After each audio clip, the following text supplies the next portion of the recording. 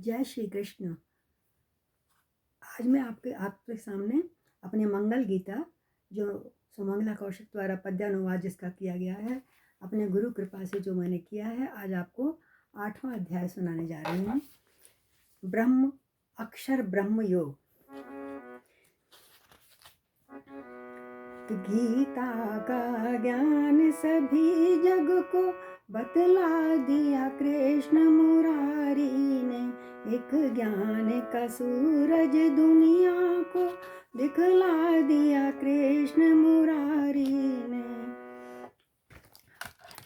अर्जुन जब रण में घबराया, अपनों को देखा टकराया, तब सीधा मार्ग अर्जुन को दिखला दिया कृष्ण मुरारी ने। एक ज्ञान का सूरज दुनिया को दिखला दिया कृष्ण मुरारी ने। वचनों को सुनकर इस प्रकार अर्जुन ने पूछा केशव से। पिछले अध्याय में आदि देव, आदि ब्रह्म, आदि यज्ञ क्या है पूछा था। वचनों को सुनकर इस प्रकार अर्जुन ने पूछा केशव से, ये ब्रह्म और अध्यात्म है क्या? क्या कर्म है बोलो निश्चित से। कहते हैं कर्म किसे अधिभूत, कहते हैं किसे अधिभूत, और आदिदेव नाम मधुसूदन। समझाओ मुझे विस्तार सहित, खुल जाए चक्षु जिससे मोहन। अधियज्ञ कौन है कृष्ण यहाँ, कैसे इस तनु में रहता है, और अंत काल में ज्ञानी नर कैसे तुमसे जा मिलता है। तो सब प्रश्नों का सुन करके प्रभु बोले तत्काल, समझाऊं अर्जुन तुम्हें महाज्ञान इस काल। जो कभी नष्ट नहीं होता है, साक्षात ब्रह्म है कहलाता। जीवात्मा या अपना स्वभाव अध्यात्म नाम से कहलाता। उत्पन्न करे जो भूत भाव, अधिभूत नाम जाना जाता। और जो यज्ञ होम हित त्याग करें, वे कर्म नाम जाना जाता। उत्पत्ति नाश और धर्म युक्त ये सभी पदार्थ अधिभूत यहाँ, ये सब पदार्थ अधिभूत यहाँ। और प्रजापति या ब्रह्म को अधिदेव कहे जाते हैं यहाँ। हे देहधारी में श्रेष्ठ पुरुष, अधियज्ञ कौन बतलाता हूँ। मैं वासुदेव ही विष्णु रूप, अधियज्ञ यहाँ कहलाता हूँ।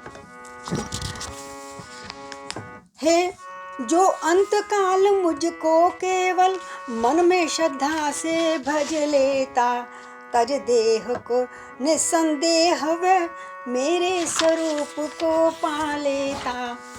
जिस भाव को सुमिरण करता हुआ मानव देही को तजता है, होता प्राप्त वह उसको ही बिल्कुल इसमें ना शंका है। इसलिए जो चिंतन करे सदा मेरा ही हरदम हृदय में, होता है विलय देहांत काल वह पुरुष परम प्रिय मेरे में। हरि बोल। जो मेरा प्रतिपल सुमिरण कर तू लड़ने रण में जाएगा, मन बुद्धि मुझ में अर्पित कर निश्चय मेरे को पाएगा, निश्चय मेरे को पाएगा। अभ्यास योग से युक्त मन जो, जिसका चित्त कहीं नहीं जाता, जो प्रतिपल याद रखे मुझको, मुझ परमेश्वर को पा जाता। तो मन बुद्धि और कर्म को अर्पित करे जो ईश, मन बुद्धि और कर्म को अर्पित करे जो ईश, मोह माया से छूट कर पा जावे जगदीश। सर्वज्ञ पुरुष सर्वज्ञ पुरुष प्रभु हैं अनादि अति सूक्ष्म रूप शासक सबका, धारण पोषण करने वाला वह अचिंत रूप सूरज जग का है। परे वह अति अविद्या से सच्चिदानंद घन कहलाता, जो ऐसे प्रभु से प्रेम करे मम भक्त वही मुझको भाता। वह भक्ति भाव से युक्त पुरुष जब अंत काल में आता है, तब योग बलों के द्वारा वह भ्रकुटी के मध्य सधाता है। निज प्राणों को अच्छी प्रकार स्थापन करके निश्चल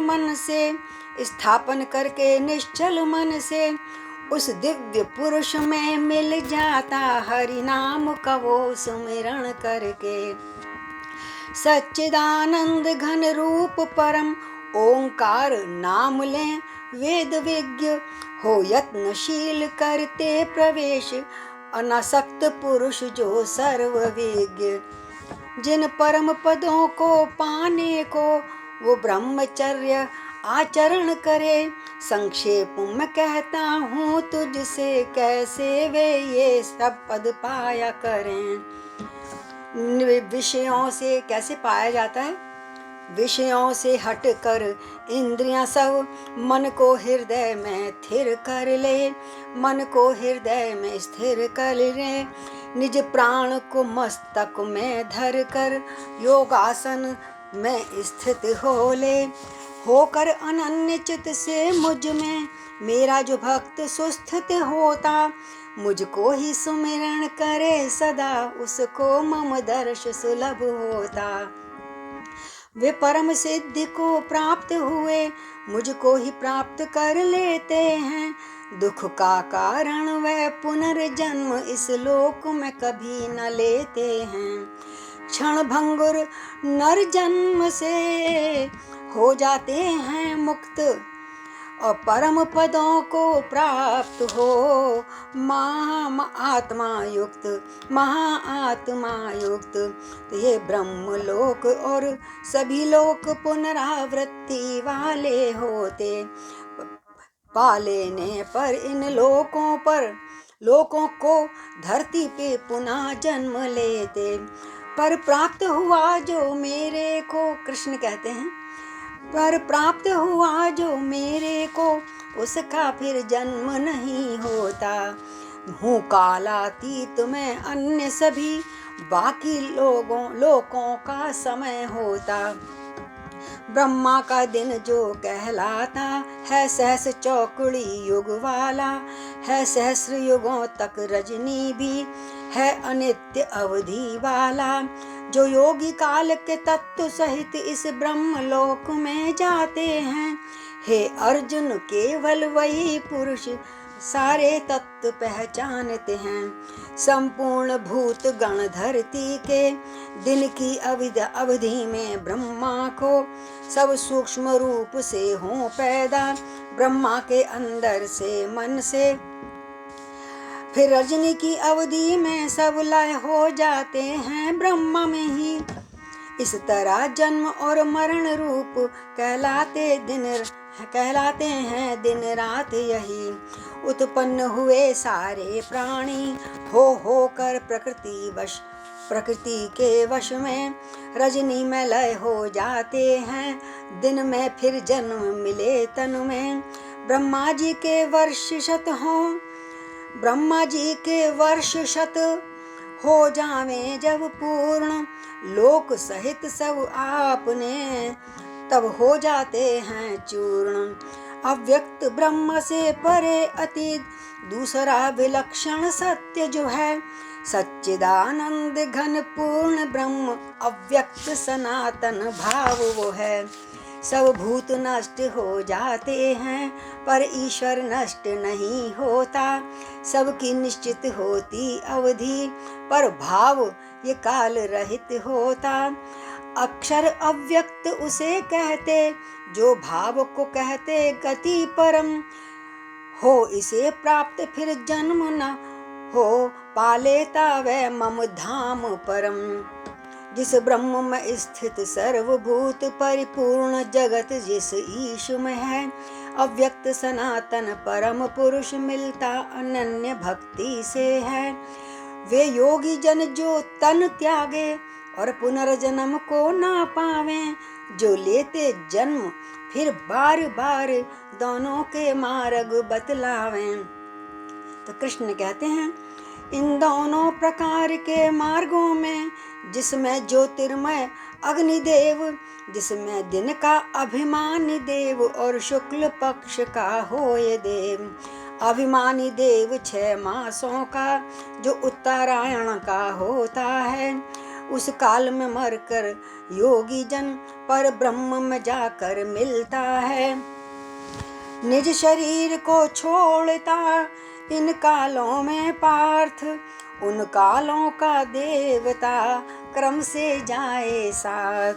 धूमाभिमानी है जिसका देव रात्रि का जो अभिमानी देव, काली रातों क्षण मासों के कहलाते जो हैं अभिमानी देव। इस मार्ग में मरकर गए हुए चंद्रमा की ज्योति पाते हैं।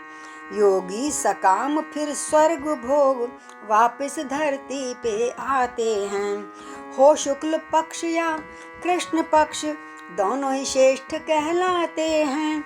ये मार्ग सनातन दोनों के इस जग में माने जाते हैं। जो शुक्ल पक्ष में जाता है पीछे ना वापस आता है, जो कृष्ण पक्ष में जाता है वह जन्म मृत्यु को पाता है।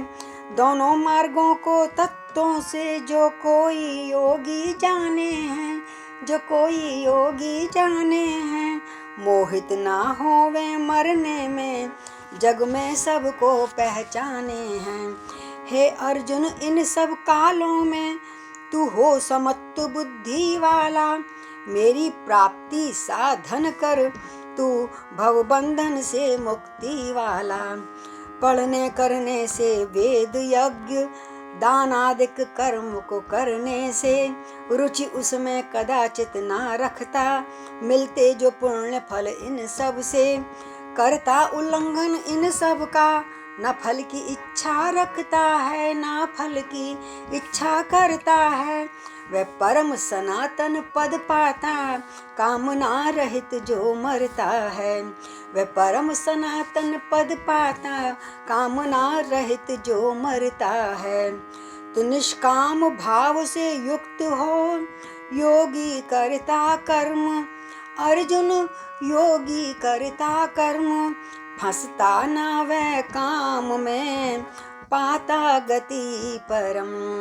तो गीता का ज्ञान सभी जग को बतला दिया कृष्ण मुरारी ने। एक ज्ञान का सूरज दुनिया को दिखला दिया कृष्ण मुरारी ने। ब्रह्म विद्या योग इति अष्टम अध्याय। श्री कृष्णं वंदे जगद्गुरुम्।